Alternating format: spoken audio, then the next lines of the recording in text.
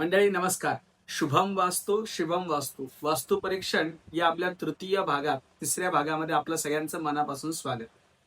मंडळी, वास्तुशास्त्रानुसार आपलं भवन किंवा आपला प्लॉट हा स्वच्छ व थंड वाऱ्या असणाऱ्या ठिकाणी असणं अपेक्षित असतो. म्हणजेच काय, तर त्या ठिकाणी आकाश तत्वाचा सकारात्मक परिणाम असणं अपेक्षित असतं. कारण या वास्तूमध्ये अदृश्य शक्तींचा भरपूर वावर होऊन आपल्याला नकारात्मक शक्तीचा त्रास होत असतो. वास्तूमध्ये जर सकारात्मक शक्तीचा वावर चांगला असला तर आपलं घर हे सकारात्मक फल देण्याच्या दृष्टिकोनातून खूप ताकदवान होतं. त्यामुळे आपल्या घरामध्ये वास्तुशास्त्राच्या दृष्टिकोनातून जर विचार करायचा झाला तर भवन निर्माण करण्याआधी त्या जागेची सुद्धा, वास्तूची सुद्धा आपल्याला ऊर्जा हिचा सुद्धा विचार आपण घेतला पाहिजे. आणि हा ऊर्जा आपल्याला सकारात्मक दृष्टिकोन देत असतो.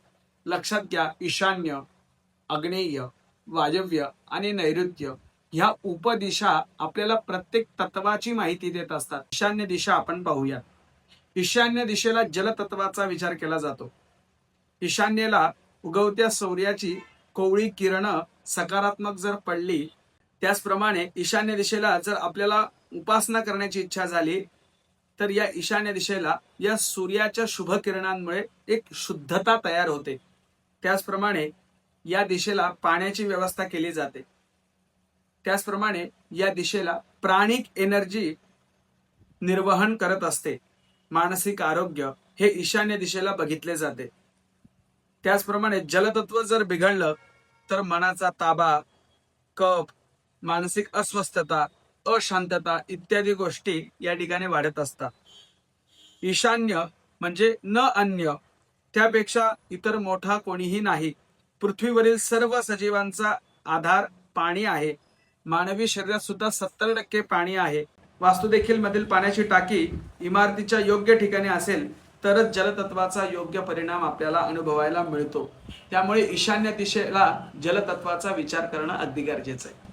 वास्तुपुरुष नमस्तेशो भूषय्या अविरत प्रभो मद्गृहे धनधान्यादी समृद्धिं कुरु सर्वदा. आग्नेय दिशा म्हणजे अग्नितत्व. शरीराला जगवण्यासाठी जैविक ऊर्जा नावाची एक शक्ती या तत्वामध्ये निर्माण होत असते. या तत्वाचा योग्य परिणाम साधण्यासाठी स्वयंपाकघर, गॅस, शेगडी, अग्नीशी संबंधित उपकरणे किंवा विद्युत उपकरणे, स्फोटक उपकरणे इत्यादी सगळे आग्नेय कोपऱ्यात साधारणपणे असतात. हे अग्नितत्व जर बिघडलं तर आपल्याला कापणे, भाजणे, त्याचप्रमाणे अन्न पचन न होणे, आत्मविश्वास नसणे, रक्तपात होणे इत्यादी गोष्टी आपल्याला अनुभवायला मिळतात. त्यामुळे हे आग्नेय तत्व अग्नी ऊर्जेचे मुख्य स्रोत असून अग्नीशी संबंधित प्रत्येक वस्तू या आग्नेय तत्वाशी निगडित असते. त्यामुळे हे योग्य पद्धतीने वापरले तर योग्य समृद्धी होते. आणि जर अग्नितत्वाची हेळसांड झाली तर मात्र परिणाम दुष्परिणामामध्ये बदलतात. त्यामुळे आग्नेय तत्वाची काळजी घेणं फार गरजेचं आहे. नैऋत्य दिशेला पृथ्वी तत्व येतं आणि त्याची देवता निऋती येते. या नैऋत्य दिशेला सहनशीलता, स्थिरता, समृद्धता हे सगळे गुण लाभलेले असतात. पृथ्वी तत्व या तत्वाचा परिणाम साधण्यासाठी या दिशेला पृथ्वीवर येणारी अल्ट्राव्हायलेट किरणे येतात आणि याचा योग्य वापर केल्यास मनुष्याच्या जीवनात भरपूर उन्नती होते. परंतु जर हा वापर योग्य झाला नाही तर मात्र कलह, चिडचिड, अस्थिरता, व्यावसायिक, सांसारिक जीवनामध्ये अनेक वादविवाद, कलह, अडचणी निर्माण होतात. त्यामुळे अशांतता निर्माण होते. येणाऱ्या पैशामध्ये चंचलता राहते. परंतु इमारत बांधण्यासाठी पहिली गरज लागते ती जागेची, म्हणजेच पृथ्वी तत्वाची. आणि त्या जागेचा वास्तूवर नक्कीच परिणाम दिसून येत असतो. म्हणून योग्य जमिनीची निवड करावी. आपलं भूमिपूजन करून पृथ्वी तत्वानुसार ही जमीन आम्हाला लाभदायी ठरावी अशी प्रार्थना करावी. म्हणून नैऋत्य दिशेला विशेष महत्त्व दिलं जातं. वायव्य दिशा, वायव्य दिशेला वायुतत्व, हवेतील आंतरिक शक्तीला वायुतत्व असं म्हणतात. वायुतत्व विचारांचे कारक असून भावनांचे कारक आहे.